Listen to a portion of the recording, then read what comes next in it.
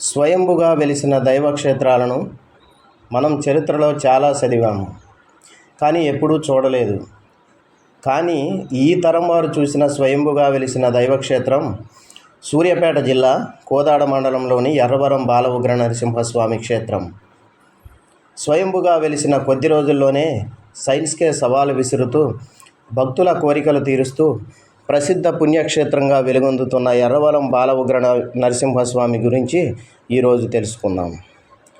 నిన్నటి వరకు మారుమూల పల్లెటూరు నేడు భక్తుల కొంగు బంగారంగా విలసిల్లుతూ ఆధ్యాత్మిక పుణ్యక్షేత్రంగా మారి వేలాది మంది భక్తులకు బాటగా మారింది. సాక్షాత్ బాల ఉగ్ర నరసింహుడు వైకుంఠం నుంచి వచ్చి సూర్యాపేట జిల్లా ఎర్రవరం గ్రామంలో వెలిసినట్టు స్థానికులు చెప్తున్నారు.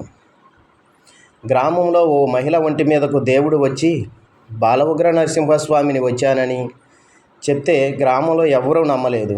అదే గ్రామంలో 8వ తరగతి చదివే బాలుడి ఒంటి మీదకు దేవుడు వచ్చి సాక్షాత్ బాల ఉగ్ర నరసింహుడు వైకుంఠం నుంచి ఎర్రవరంలో వెలిసినట్టు చెప్పాడు.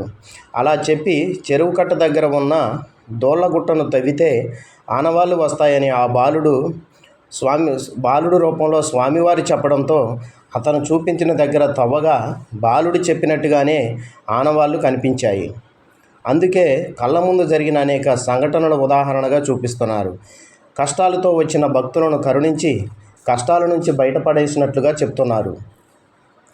కోరిన కోరికలు నెరవేరుస్తూ తమ కొంగు బంగారం అయ్యాడని ఇక్కడికి వచ్చే భక్తులు చెప్తున్నారు. భక్తులు వేల సంఖ్యలో పాల్గొని దేవుని దర్శించుకొని తమ కోరికలు తీర్చిన దేవుడికి మొక్కులు చెల్లించుకుంటున్నారు. ఇక్కడ ప్రత్యేకత ఏమిటంటే సంతానం లేని దంపతులు కోరిన వెంటనే సంతాన ప్రాప్తి కలగడం ఎర్రవరం నరసింహుడి ప్రత్యేకత. వివాహమై ఎన్నో ఏళ్లుగా ఆసుపత్రుల చుట్టూ తిరిగి వదులుకున్న సందర్భంలో ఇక్కడి కొబ్బరికాయ ఉడుపు కట్టి కోరిన వెంటనే సంతానం కలుగుతుందని పేరు సొంతం చేసుకుంది ఇక్కడ ఈ పుణ్యక్షేత్రం.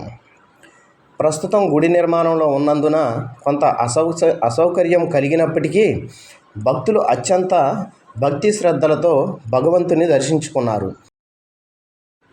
ఈ వీడియో మీకు నచ్చినట్లయితే లైక్ చేయండి, షేర్ చేయండి, కామెంట్ చేయండి. మరిన్ని వీడియోల కోసం ఛానల్ను సబ్స్క్రైబ్ చేసుకోండి. పక్కనే ఉన్న బెల్ గంటను నొక్కి నేను పెట్టే ప్రతి వీడియో కూడా మీకు వస్తుంది, చూడవచ్చు.